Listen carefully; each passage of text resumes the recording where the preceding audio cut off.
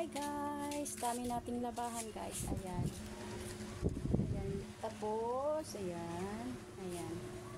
Una nga pala natin gagawin guys, sa pag-laundry, i-organize natin kung paano para hindi tayo mahirapan. Kahit ako lang mag-isa, kayang-kaya ko siya. Gawin natin guys. Ayan. Nilabas ko sa lahat. Tapos isipirit natin yung decolor at saka yung puti para hindi siya mahawaan yung mga puti. Kailangan natin isipirit. At saka guys, yung pinakaano dito guys, mga mommies, is pag iniisa-isa mo siya, kailangan i-check mo rin yung bulsa. Kasi minsan may mga lighter, delikado yan pag naano sa dryer. Kasi yung gamit natin sa dryer is gasol. So kailangan i-check natin yung mga bulsa guys, lalo na yung mga shorts at saka yung pantalon. Kasi minsan may mga lighter yan, lalo na yung mga customer na naninigarilyo. Kaya dapat i-check natin para iwas tayo sa fire, iwas tayo sa sunog. Sige, i-check natin guys yung mga labahan natin. Separate natin yung mga puti at saka yung decolor.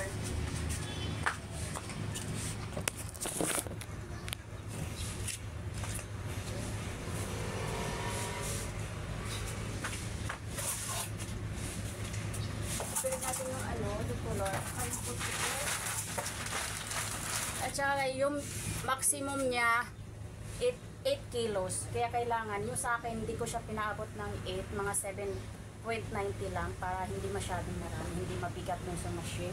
Kasi masira yung machine pag mabigat siya. Kaya kailangan separate natin yung lang yung mga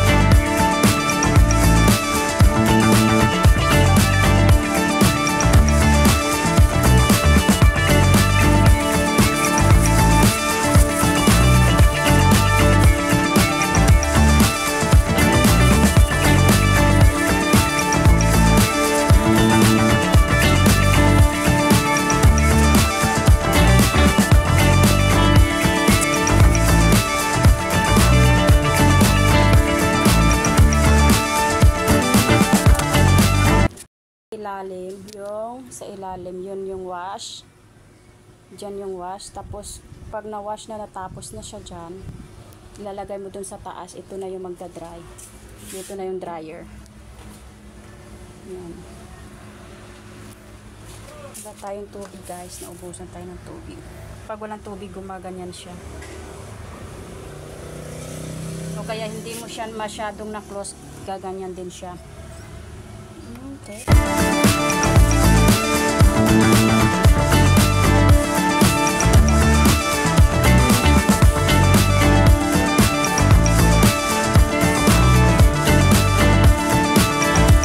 Na-dry na tayo guys.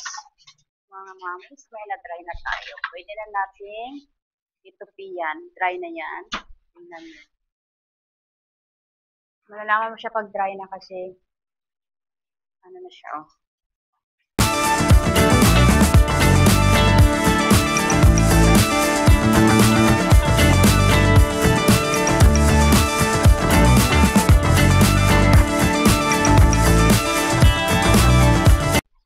Lalagay na natin yung na-wash doon sa baba. Lagay na natin sa dryer.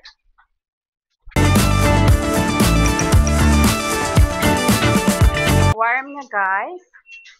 I-high steam natin siya kasi mga towel. Pag damit lang, med 10 lang. I-on na natin siya.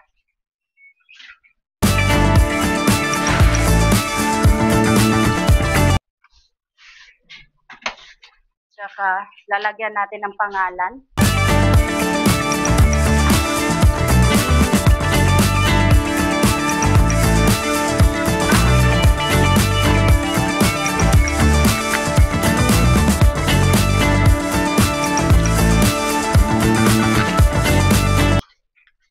Lagyan natin ng sabon. Ito yung gamit namin, Ariel. Kasi mabango siya. Yung kahit anong klaseng arikal, anong kulay, tsaka yung downy.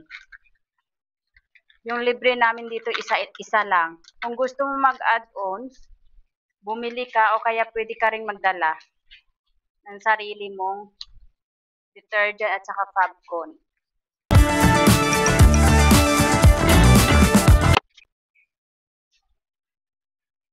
Tapos dito naman sa wash, pag ano lang naman siya, pag mga damit lang, dito muna siya sa warm. Pero kung mga, halimbawa, comforter, linens, dito sa hot siya.